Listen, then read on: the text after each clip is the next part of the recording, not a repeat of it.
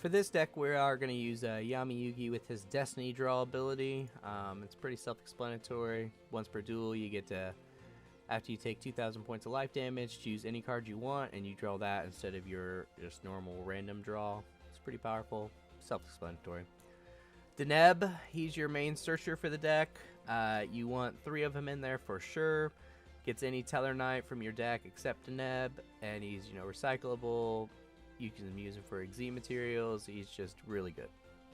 Altair, he's kind of your main beater of the deck along with Unakalhai, and also his effect pairs well with Unakalhai. But you get to basically use him as a monster reborn for any Stellarknight monster.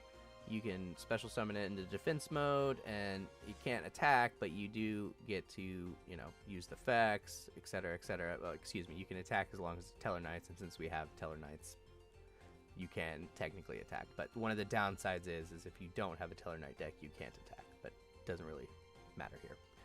Unakalhai, his effect pairs well with Altair. You summon Unakalhai out, you get a thing into your graveyard, then you use Altair to immediately revive it. Ipso facto, it's kind of a 2-card draw engine or a search engine. Vega, the main combo, basically allows you to get at least 2 Stellarknights. You combine it with an Altair, you get 3. You immediately can go into Deltaros or Triverr, and you can recycle it, etc., etc. Alsam, he's probably I'm torn because Altair is a good card, but you really need cards in the graveyard for it to be effective, and there's only about 2 or 3 normal discard outlets besides Xe summoning out materials. But Alsam is a good card to recycle, being able to hit your opponent for 500 points of damage to either end the game or just get some good chip damage in. It's pretty helpful, but it's arguable if you want to cut it down to 1 and run 3 Altair. Sirius, I would not run less or more of than the 2, being able to recycle it and just basically never deck out because you'll be recycling cards from your deck to the graveyard. And then, from the graveyard to the deck. Strike that, reverse it. Or even recycling your Xe monsters to the extra deck it's just so powerful. And if you get into a more grindy game, which this deck can because it does play a more slower control tempo, but it does have a lot of wham bam thank you ma'am combos. Monster Reborn, what can I say about this that hasn't already been said? Being able to revive your own monsters, get their effects, or in an emergency situation, even just stealing something out of your opponent's graveyard. Denying them the ability to revive it or use it for something is extremely powerful.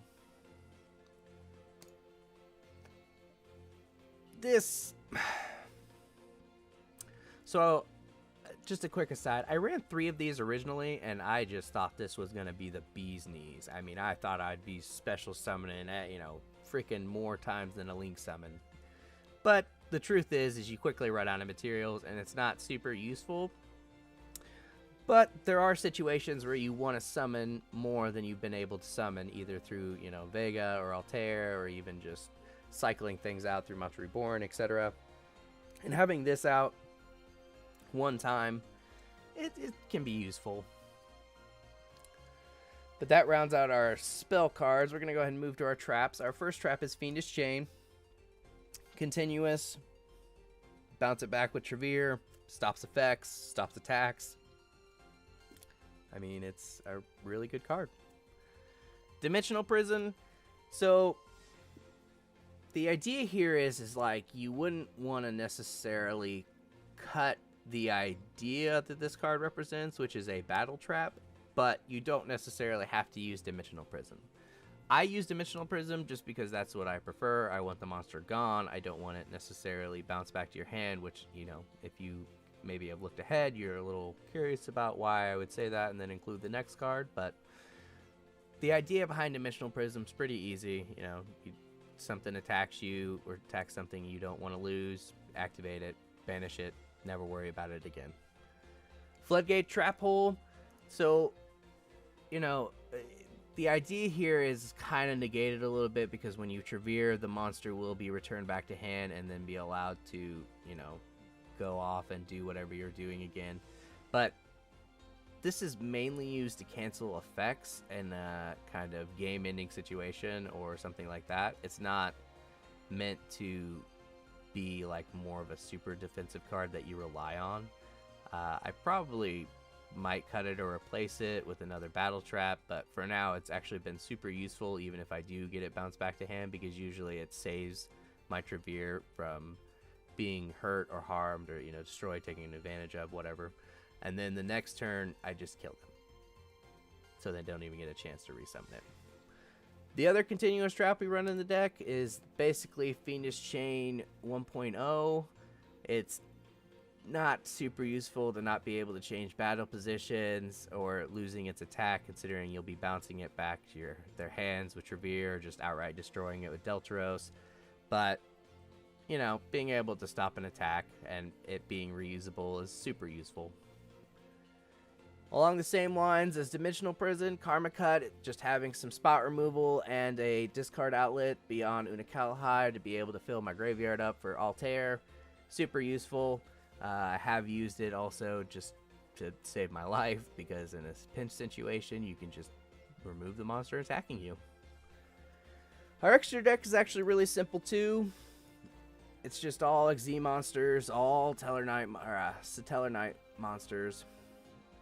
You know, you can get all of these from the starter deck except for Deltaros, I believe. You may have to actually pull him in a pack. But going through them real quick, Triverr is the main monster of the deck, the boss monster. Use it mainly just to return everything on the hand, clear it out, attack the opponent. Next turn, you use, you know, your traps to keep Triverr safe, hopefully. And of course, you also activate its effect each time to ping their hand and to make them discard a card. And then the next turn, you just make another Triverr and attack him again. And you just keep doing that till you win the game. Batalimalis, they're the stepping stone to Deltaros or Triverr. It only requires 2 Stellarknights on the field. However, you do have to discard a card from your hand, which is useful when you're, again, setting up for Altair, you know, Monster Reborn, etc. But you just, again, I think I've attacked with this 3 times in the 100 or so practice games that I did for this.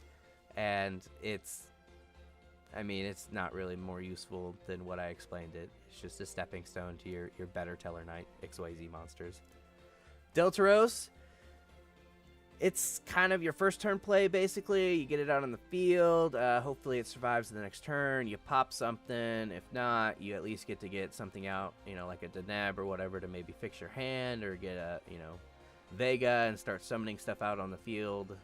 But it's just basically your first turn play, or if you don't feel comfortable going into Triverr, but you can't rely on the power of your normal effect monsters. So, but with that, that's the deck. If you liked everything, you know, would enjoy if you liked and subscribed.